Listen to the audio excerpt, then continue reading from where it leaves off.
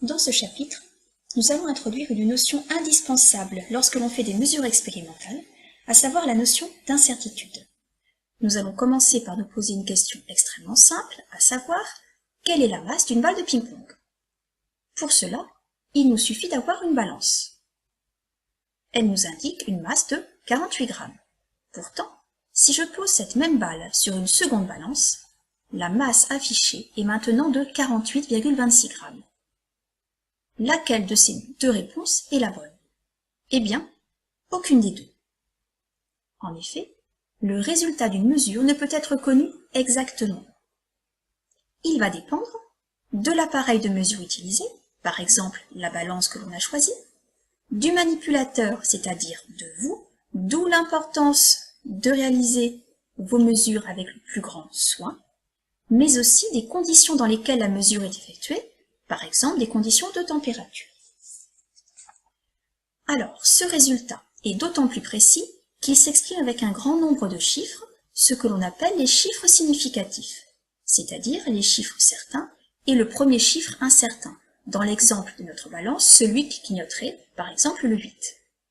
Si nous reprenons nos deux exemples, pour une masse M de 48 grammes, il y a deux chiffres significatifs, le 8 étant le premier chiffre incertain. Dans le deuxième exemple, le premier chiffre incertain est le 6. Il y aura donc 1, 2, 3, 4 chiffres significatifs. Par contre, il faudra faire très attention lorsqu'il y a des zéros. En effet, les chiffres significatifs d'une valeur numérique sont tous les chiffres présents sauf les zéros situés à gauche de ce nombre. Prenons deux exemples pour illustrer ce propos. 102,0 cm. Il y a bien un zéro, ici, mais il est situé à droite. Ce zéro est donc significatif, il indique la précision de la mesure qui est ici connue au dixième de centimètre près. Nous avons mesuré 102,0 cm et non 102,1 cm. Il y a par conséquent 1, 2, 3, 4 chiffres significatifs. Deuxième exemple, 0,00120 km. Il y a cette fois des zéros à droite et des zéros à gauche. Les trois zéros qui sont à gauche, 1, 2, 3, ne sont pas significatifs. Par contre, le dernier zéro qui est situé à droite sera lui significatif.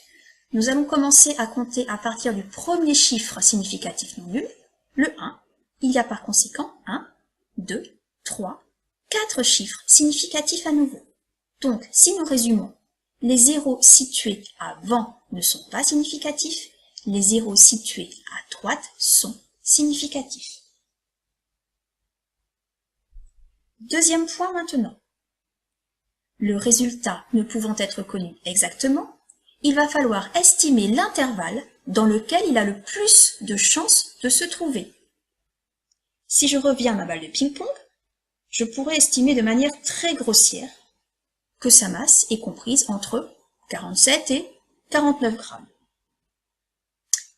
Il faudra donc, dans le cas où l'on fait une seule mesure, comme par exemple avec la balance, identifier les sources d'erreur.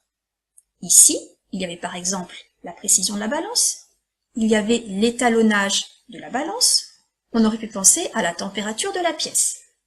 Pour chacune de ces sources d'erreur, il faudra estimer l'incertitude.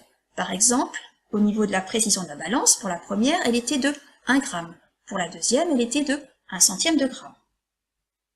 Deuxième possibilité, lorsqu'on en a la possibilité, c'est de répéter un grand nombre de fois les mesures, ce qui nous permet de faire ensuite des études statistiques.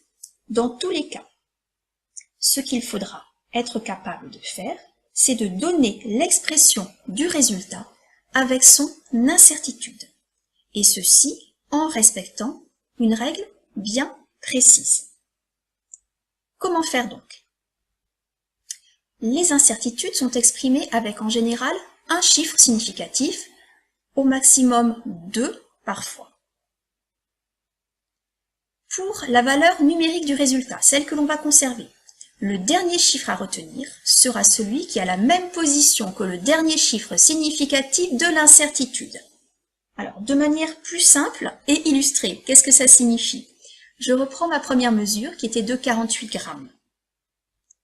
L'incertitude, estimée de manière très grossière, on se limite à la résolution de la balance, on peut dire qu'elle est de 1 gramme. On constate donc que le dernier chiffre à retenir dans l'expression du résultat a la même position que le dernier chiffre significatif de l'incertitude. Ils sont tous les deux à l'unité près. Dans notre deuxième exemple, m égale 48,26 grammes. On constate bien que l'incertitude a son dernier chiffre au centième et que notre résultat a son dernier chiffre au centième. La précision est cette fois au centième près. Prenons pour conclure le cas d'une masse de 48,262 grammes, mesure que l'on pense très précise, mais effectuée dans des conditions telles que l'incertitude, notée U de n, est de 0,06 g. Il est donc impossible de pouvoir prétendre à un résultat au millième près, alors que l'incertitude est ici au centième près. Le résultat exprimé sera donc petit m égale 48,26 plus ou moins 0,06 g. Résultat au centième, tout comme l'incertitude.